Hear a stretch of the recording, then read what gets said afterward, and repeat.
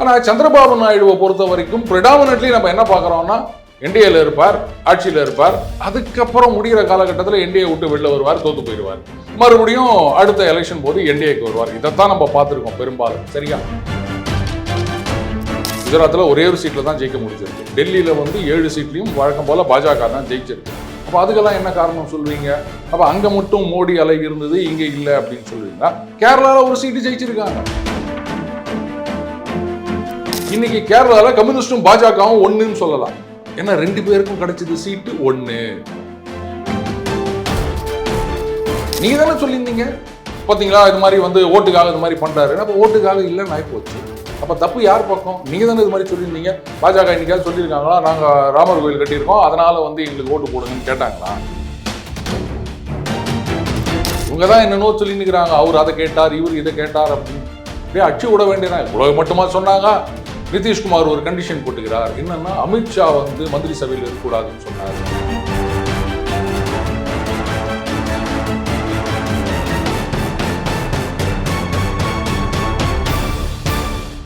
ஜாம்பவான் நேயர்களுக்கு பிரபாகரனின் அன்பு வணக்கம். இன்றைய அரசியல் அரங்கம் நிகழ்ச்சியில் நம்மோடு இணைந்திருக்கக்கூடிய சிறப்பு விருந்தினர் நம்முடைய ஜாம்பவான் அருண் சார் அவர்கள். வணக்கம் சார். வணக்கம் பிரபா. எப்படி சார், பாதி மகிழ்ச்சியோட பாதி வருத்தத்தோட இருக்கீங்களா, இல்ல பெரும்பான்மையா மகிழ்ச்சியோட இருக்கீங்களா? நான் என்னைக்குமே மகிழ்ச்சியோட தான் இருப்பேன். யார் வந்தாலும் யார் போனாலும் அதை பத்தி நமக்கு கவலையே கிடையாது. பாஜக ஒரு பெரிய வெற்றி பெற்றிருக்கிறது அப்படின்னு பாஜக தரப்புலையும் என்டிஏ தரப்புலையும் சொல்லப்படுது. ஆனா எதிர் தரப்புல இந்தி கூட்டணியில என்ன சொல்றாங்கன்னா, இது ஒரு பெரிய பாடம் என்டிஏ கூட்டணிக்கு, மோடி அவங்களுடைய அலையெல்லாம் இப்போ கிடையாது, ஓய்ந்திருக்கிறது, ஒரு பாடத்தை மக்கள் புகட்டி இருக்கிறார்கள் அப்படின்னு சொல்றாங்க. ரெண்டு ஸ்டேட்மெண்ட்ல எந்த ஸ்டேட்மெண்ட் சார் கரெக்டா இருக்கு? அதாவது என்டிஏ இவங்க ஒரு ப்ரீபோல் அலையன்ஸ், அதில் தெலுங்கு தேசம் இருக்காங்க, ஜேடியு இருக்காங்க, எல்லாம் சேர்ந்து தான் தேர்தலை சந்தித்தார்கள். அப்போ அந்த என்டிஏக்கு மெஜாரிட்டி வந்திருக்கா இல்லையா? தாராளமாக இருக்கு. ஆனால் அவங்களுக்கு பாடம்னு சொல்கிறாங்களே, இப்போ இந்த புள்ளி கூட்டணிக்கு என்ன பாடம், அதெல்லாம் கற்றுக்க மாட்டாங்களா? அவங்க இவ்வளோ முக்கியம் 100 ஒரு செஞ்சுரி அடிக்க முடியல இவங்களால. இப்போ இவங்க ஜெயிச்சாங்கன்னா ஜெயிச்ச இடங்களிலெல்லாம் பாஜக அவங்களே தப்பு பண்ணியிருக்காங்க, அதனால தான் இவங்க ஜெயிச்சிருக்காங்களே தவிர, என்னவோ ராகுல் காந்தி அவர்கள் யாத்திரை போனாரு உடனே ஜனங்கள்லாம் அவர் பின்னாடி போயிட்டாங்க அப்படின்றதெல்லாம் கிடையாது. இந்த மாதிரி 1 லட்ச ரூபா கொடுக்குறோம் அப்படின்றது, அதுக்கப்புறம் ஏதோ பிரிண்டட் ஃபார்ம் எல்லாம் வேற அடிச்சு கொடுத்தாங்க, அதை வச்சுட்டு இப்போ ஜனங்கள்லாம் வந்திருக்காங்க அப்படின்லாம் நம்ம செய்திகளில் பார்க்குறோம். ஸோ இது முதல்ல பாஜக என்ன பாடம் கற்றுக்கிறாங்கன்னு இருக்கட்டும், இவங்க என்ன பாடம் கற்றுக்கிறாங்க? 10 வருஷம் அந்த ஆன்டி இன்கம்பன்சி அதை இவங்களால யூட்டிலைஸ் பண்ணிட்டு மறுபடியும் அந்த ஒரு 272 தாண்ட முடியல. இவங்க மற்றவங்களை குறை சொல்றாங்களா? சொல்லப்போனா ரைட்டுங்க, பாஜக ஆன் இட்ஸ் ஓன் மெஜாரிட்டி வரல. ஆனா அந்த என்டிஏ அப்படின்றது கரெக்டான ப்ரீபோல் அலையன்ஸ். உங்களை மாதிரி அலையன்ஸ் சொல்லிக்கின்னு ஒருத்தரோட ஒருத்தர் எதிர்த்து போட்டி போட்டிங்கன்னு அப்படின்லாம் அவங்க காமெடி பண்ணல. ஒரு கூட்டணியா நின்றாங்க, அந்த கூட்டணிக்கு மெஜாரிட்டி கிடைச்சிருக்கு, அவ்வளவுதான். தனியா ஒரு கட்சிக்கு கிடைக்கல. இதை அண்ணே நான் 8th பாஸ்னே, நீங்க SSLC ஃபெயிலுனே அப்படின்னு சொல்ற மாதிரி இருக்கு. சொல்ல போனா இவங்க 8th பாஸ் கூட இல்லை, 5ஆம் கிளாஸ் பாஸ் ஆனதே சந்தேகமா இருக்கு. இவங்க SSLC ஃபெயில கேலி பண்ணிட்டு இருக்காங்க. சரி விடுங்க, காமெடி பண்றதுன்னு முடிவு பண்ணிட்டாங்க. இன்னும் நிறைய காமெடி பண்ணுவாங்க, வெயிட் பண்ணி பார்க்கலாம் பிரபாகர். அதே மாதிரி இன்னொரு தரப்புல இருந்து நம்ம பார்க்கக்கூடிய விஷயம் அப்படின்னு சொன்னோம்னா, சந்திரபாபு நாயுடு, நிதிஷ்குமார் இவங்கெல்லாம் நிரந்தரமா இருக்க மாட்டாங்க, இவங்கெல்லாம் மாறி மாறி போறவங்க, ஒருவேளை எப்படி வேணா நடக்கலாம், இந்த ஆட்சி நீடிக்குமா அப்படின்னு கூட பேசுறாங்க. அதெல்லாம் நம்ம எப்படி சார், இந்த மாதிரி வாய்ப்பு இருக்கா? ரைட்டுங்க, இப்போ சந்திரபாபு நாயுடு அண்ட் நிதிஷ்குமார் இவங்க 2 பேரை நம்பி தான் இந்த ஆட்சி அமைகின்றது. சரி ரைட். இப்போ நீங்க சொல்ற மாதிரி இவங்களை நம்ப முடியாதுங்க, மாறி மாறி போவாங்க அப்படின்னு சொன்னா, நிதிஷ்குமார் அவர்கள் ரைட்டு, இந்த பக்கம் ஆர்ஜேடியோட கொஞ்ச நாள் இருப்பார், அப்புறம் பிஜேபியோட இருப்பார், மாறி மாறி இவர் எத்தனை தடவை ஃபுல் ஃபிளாப் பண்ணியிருக்காருன்னு நம்ம பார்த்துருக்கோம். ஆனால் சந்திரபாபு நாயுடுவை பொறுத்த வரைக்கும் ப்ரிடாமினட்லி நம்ம என்ன பார்க்குறோம்னா, என்டிஏல இருப்பார், ஆட்சியில் இருப்பார். அதுக்கப்புறம் முடிகிற காலகட்டத்தில் என்டிஏ விட்டு வெளில வருவார், தோத்து போயிடுவார். மறுபடியும் அடுத்த எலெக்ஷன் போது என்டிஏக்கு வருவார். இதைத்தான் நம்ம பார்த்துருக்கோம் பெரும்பாலும். சரியா? ரைட்டுங்க. இன்னைக்கு பாஜகவோட இருக்காங்க, அவங்க எப்போ ஒன்றா மாறுவாங்க, ஆட்சி மாறும் அப்படின்னா, அப்போ உங்களோட வந்தாலும் அதே தானே நடக்க போகுது. நீங்க அவங்கள கூப்பிட்டு வச்சு ஆட்சி அமைச்சாலும் அதே தானே. அப்புறம் நீங்க அவங்கள சொல்றதுக்கு உங்களுக்கு என்ன யோகியதை இருக்குது? சொல்ல போனா இப்போ புள்ளி கூட்டணிக்கு குறைந்தபட்சம் ஒரு 40லிருந்து 44 எம்பிக்கள் தேவை ஆட்சி அமைக்கணும் அப்படின்னு சொன்னா, இவங்க 2 பேரும் இன்னாண்ட பக்கம் வந்தாலே 28 தான். மீதிக்கு எங்க போவாங்க? அப்போ பாஜக பக்கம் இருக்கின்ற சிராக் பாஸ்வான் கட்சி, அதுக்கப்புறமா அந்த சிவசேனா ஷிண்டே தலைமையில், அதுதான் ஒரிஜினல் சிவசேனான்னு இருக்காங்க. ஸோ அவங்களுடைய கட்சி, அதுக்கப்புறமா அந்த ஹாம்னு ஒரு கட்சி, இந்த மாதிரி இன்னும் பல கட்சிகளை இழுக்க வேண்டியிருக்கும். ஒட்டுமொத்தமா பாஜக பக்கம் அவங்க என்டிஏ ப்ரீபோல் அலையன்ஸ்ல இருந்த கூட்டணி கட்சிகள் எல்லாரையும் இந்த பக்கம் இழுத்தா மட்டும்தான் அவங்களால ஆட்சி அமைக்க முடியும். இதுல இன்னும் ரொம்ப பந்தாவா சொல்லிக்கிறாங்க, இல்ல நாங்க ஆப்போசிஷன்லயே உக்காந்துக்கிறோம். ஏன் இன்னும் வேற சாய்ஸ் இருக்குதா இவங்களுக்கு?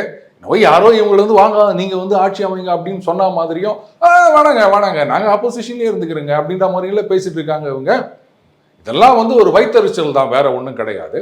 அடுத்தது நிதிஷ்குமாரோ இல்ல சந்திரபாபு நாயுடுவோ அந்த பக்கம் போனாங்கன்னா அங்க இங்கேயாவது வந்து 16-12ங்க. இவங்க வந்து ஒரே ஒரு கட்சியோட தான் டீல் பண்ணணும், ஒரே ஒரு தலைவரோட தான் டீல் பண்ணணும். ஆனா அண்ணாண்ட பக்கம் போனா ஆல்ரெடி ஒரு 13 கட்சி இருக்காங்க. இவங்க 16-12 போனா ஏற்கனவே 37 இருக்கு, 29 இருக்கு, 22 இருக்கு. அதெல்லாம் விடவா அந்த 16-12க்கு பெரிய இம்பார்ட்டன்ஸ் கொடுத்துட போறாங்க. இன்னைக்கு சொல்லலாம், நான் உங்களுக்கு டெப்டி பிஎம் கொடுக்குறேன் அப்படின்னு.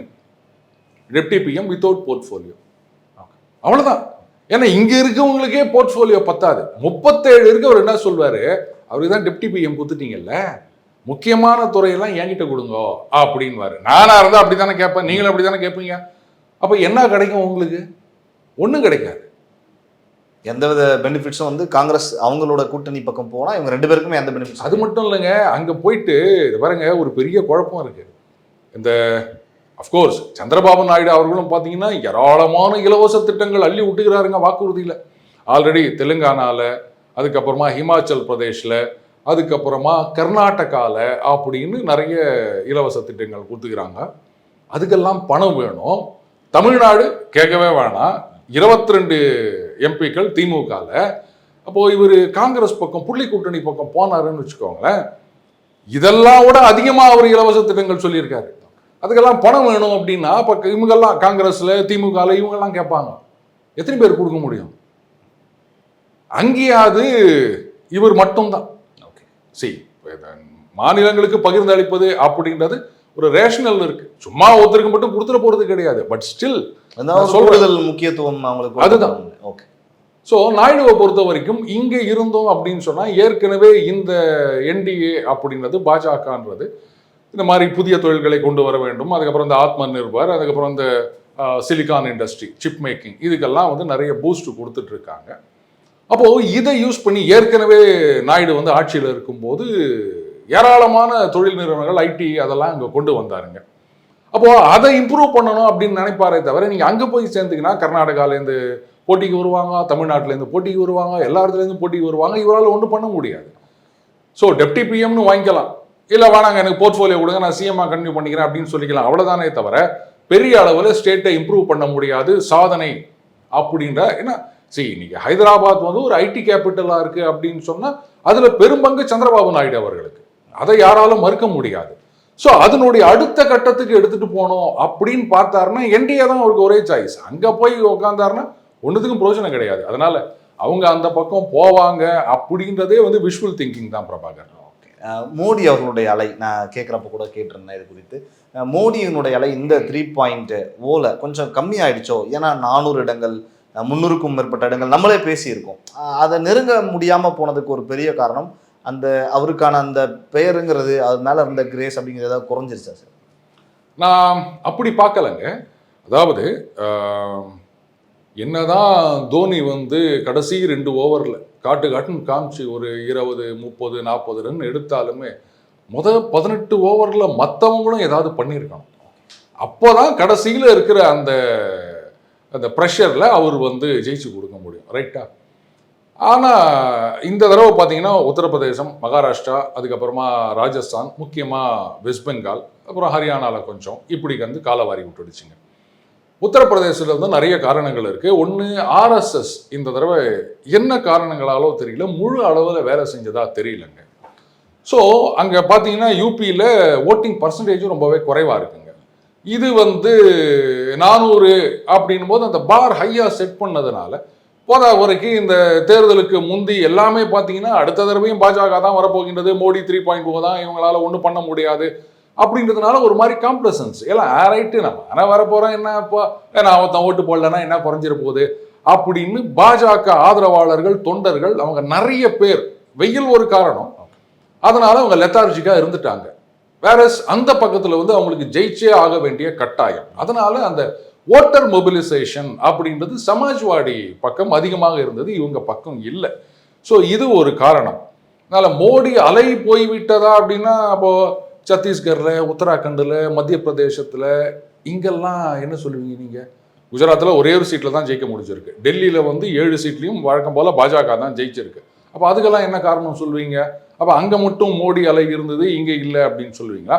கேரளாவில் ஒரு சீட்டு ஜெயிச்சிருக்காங்க முதல் முறையாக வரலாற்றில், இதுதான் ஃபர்ஸ்ட் டைம். சொல்ல போனால் இன்னைக்கு கேரளாவில் கம்யூனிஸ்டும் பாஜகவும் ஒன்றுன்னு சொல்லலாம். ஏன்னா 2 பேருக்கும் கிடைச்சது சீட்டு 1. கரெக்டா? 1% என்ன வேணா இருந்துட்டு போட்டோம். கம்யூனிஸ்டுக்கே அந்த நிலைமை கேரளா. பின்ன இவங்க ஒன்று ஜெயிச்சுக்கிறாங்க, அவங்களும் ஒன்று ஜெயிச்சுக்கிறாங்க. சொல்லல நீயும் நானும் 1 பர்சன்டேஜ் எவ்வளோனா இருக்கட்டும், எத்தனை சீட்டு. அப்படி பார்த்தா கம்யூனிஸ்டுகளுக்கு ஈக்குவலாக பாஜக கேரளாவிலையும் சரி நம்பர்னு பார்த்தா அப்படிதாங்க சொல்லணும். ஓகே, நீங்க எவ்வளோ ஜெயிச்சுக்கிறீங்க? 1. நான் எவ்வளோ ஜெயிச்சுக்கிறேன்? 1. இந்த டெமோக்ரஸியில் சொல்லுவேன், ஜெயிச்சவங்களுக்கு சீட்டு கணக்கு, தோத்தவங்களுக்கு ஓட்டு கணக்கு அப்படின்னு கணக்கு எடுத்து பாருங்க. போன தடவையும் அப்படிதான் ஜெயிச்சாங்க. இன்னைக்கு யாராவது கேட்டாங்களா? என்னங்க இப்போ கம்யூனிஸ்ட் வந்து வழக்கமாக கேரளாவில் அப்படி மாறி மாறி வரும். ஆனால் போன தேர்தலில் வந்து அதையும் முறியடித்து ஆட்சியை தக்க வைத்து கொண்டார்கள். ஆனால் 19லயும் சரி இப்பவும் சரி பெருசாக ஸ்டேட்டில் ஆட்சியில் இருக்காங்க. ஆனால் எம்பி எலெக்ஷனில் ஒன்றுமே பண்ண முடியலையே. அதுக்கு என்ன பண்ணுவீங்க? யாராவது கேட்டிங்களா? இதில் வேற குறை சொல்கிறாங்க. சுரேஷ் கோபி எப்படி ஜெயிச்சிட்டார் அப்படின்னா கம்யூனிஸ்டில் ஒரு கணக்கு சொல்கிறாங்க. அது பாருங்க, இதில் வந்து எங்கள் ஓட்டு இன்க்ரீஸ் ஆகிருக்குது, ஆனால் காங்கிரஸோடைய ஓட்டு கிட்டத்தட்ட 50,000 என்னவோ சொல்கிறாரு, அது குறைந்திருக்கின்றது. அந்த ஓட்டெல்லாம் பாஜகவுக்கு போயிடுச்சு. ஸோ சுரேஷ் கோபி ஜெயிச்சார்னா அதுக்கு காரணம் வந்து காங்கிரஸ் தான் அப்படின்றாங்க. இந்த காங்கிரஸ் தரப்பிலிருந்து முரளிதரன், அவர் காங்கிரஸ் தலைவர், அவர் என்ன சொல்லிக்கிறாரு, என்னை கொண்டு போய் அங்கே போட்டி போட வச்சுட்டு தோக்கடிச்சு போட்டாங்க, கம்யூனிஸ்ட் தான் இதுக்கு காரணம் அப்படின்னு அவரு குற்றச்சாட்டு. என்னங்க இது? மொத்தத்தில் தோத்து போயிட்டீங்க, அவ்வளோதான். இவங்க அவங்கள சொல்கிறாங்க, அவங்க இவங்கள சொல்கிறாங்க. இவங்களை பொறுத்த வரைக்கும் காங்கிரஸ் வந்து பிஜேபியோட பி டீம், அவங்கள பொறுத்த வரைக்கும் கம்யூனிஸ்ட் பி டீமு. 2 பேரும் பி டீம்னு ஒருத்தர் குறை சொல்லிக்கின்னு பாராளுமன்றத்தில் ஒரே டீமாக வந்து உட்காந்து நிற்கிறாங்க. கேவலமா இல்லை இதெல்லாம்? சார், அதே மாதிரி பாஜகவுக்கு ஆர்எஸ்எஸ் சரியா பணியாற்றலை அப்படிங்கிற கருத்து நீங்கள் பேசினதப்போ எப்படி வெளியே வந்ததோ அந்த மாதிரி நிறைய ஊடகங்கள்லையும் பார்க்க முடிஞ்சுச்சு. என்ன காரணம்? உண்மையிலேயே ஆர்எஸ்எஸ்க்கும் பாஜகவுக்கும் ஏதாவது பிரச்சனை இருக்கா சார்? இல்லைங்க, பிரச்சனை இருக்கா அப்படின்னு எனக்கு தெரியல. அந்த அளவுக்கு டீப்பாக போக விரும்பலை. ஆனால் மேபி இந்த லெத்தார்ஜி ஒரு காரணமாக இருக்கலாம். ஏன் வந்து அப்படி பார்க்க போனால் மத்திய பிரதேஷ் அந்த இடத்துலலாம் வந்து வேலை ஒழுங்காக நடந்திருக்கு. 29 ஜெயிச்சிருக்காங்க.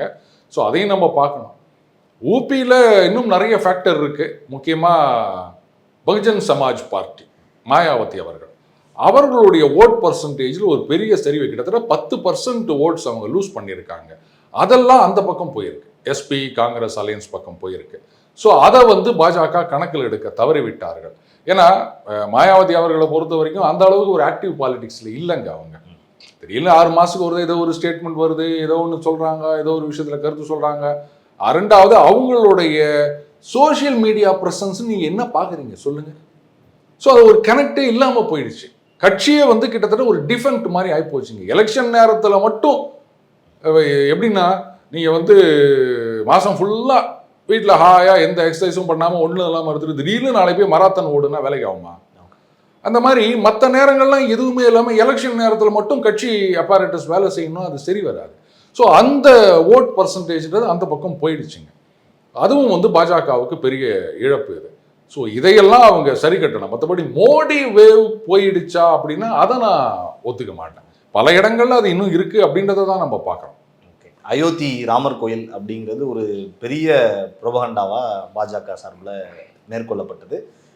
கடந்த முறை தேர்தல் அறிக்கையிலையும் அவங்க சொல்லியிருந்தாங்க, வாக்குறுதியிலையும் அதை செஞ்சு காட்டியிருக்காங்க. ஆனால் அந்த நாடாளுமன்ற தொகுதியிலேயே பாஜக தோல்வி அடைந்தது அப்படிங்கிறது பெரிய பேசுபொருளாக ஊடகங்கள்ல பார்க்க முடியுது. சரிங்க, நீங்க சொல்றீங்க அயோத்தியில ராமர் கோவில் கட்டினது வந்து ஓட்டுக்காக அப்படின்னு. அவங்க என்ன சொன்னாங்க? அது கிடையாது, இது வந்து ஒரு நேஷனல் இஷ்யூவா நாங்க பார்க்குறோம், தொடர்ந்து எங்க தேர்தல் அறிக்கையில நாங்க கொடுத்துருக்கோம், மக்களுக்கு கொடுத்த வாக்குறுதி, இது வந்து நமக்கு வந்து ஒரு தேசிய ஒரு அடையாளம், ஒற்றுமை, அதுக்காகத்தான் நாங்கள் கட்டணும்னு சொல்கிறோம், இது எங்களுடைய உரிமை அப்படின்னு சொன்னாங்க. அதுக்காக கட்டியிருக்காங்க.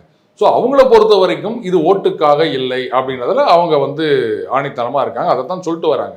நீங்கள் தான் சொல்லியிருந்தீங்க எலக்டோரல் பாலிடிக்ஸ் அப்படி இப்படின்னு. சரி ரைட்டு, அப்போ அது இல்லைன்னு ப்ரூவ் ஆயிடுச்சு இல்லை? அப்போது எதிர்க்கட்சிகள் சொன்னது தானே தப்புன்னு ஆயிடுச்சு. ஓட்டுக்காக வந்து இந்த மாதிரி வந்து இந்த நேரத்தில் அந்த ஜனவரி மாதத்தில் எதுக்கு இதெல்லாம் வைக்கணும், எலெக்ஷனுக்கு அப்புறம் வைக்கக்கூடாதா கேட்டாங்களா இல்லையா? வாக்கு அரசியலுக்காக தான் வேகமா பணிகள் முடியாம கோவில் திறக்கிறாங்க. அப்போ உங்களுடைய கணக்கு தான் பொய்யா போயிடுச்சுன்னு அர்த்தம். நீங்க தானே சொல்லியிருந்தீங்க பாத்தீங்களா இது மாதிரி வந்து ஓட்டுக்காக இது மாதிரி பண்றாரு. அப்போ ஓட்டுக்காக இல்லைன்னு ஆயிப்போச்சு. அப்ப தப்பு யார் பக்கம்? நீங்க தானே இது மாதிரி சொல்லியிருந்தீங்க. பாஜக இன்னைக்காவது சொல்லியிருக்காங்களா நாங்க ராமர் கோயில் கட்டியிருக்கோம் அதனால வந்து எங்களுக்கு ஓட்டு போடுங்கன்னு கேட்டாங்களா?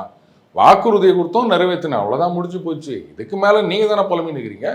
ஓகே, மீண்டும் பிரதமர் இந்த 3.0ல நரேந்திர மோடி அவர்கள் தான். ஆனால் கொஞ்சம் சிக்கல் இருக்கு. நிறைய முக்கியமான துறைகள் எல்லாம் வந்து இவங்கெல்லாம் கேட்குறாங்க. சந்திரபாபு நாயுடு தரப்புல இருந்தும் நிதிஷ்குமார் தரப்புல இருந்தும் அப்படின்னு சொல்றாங்க.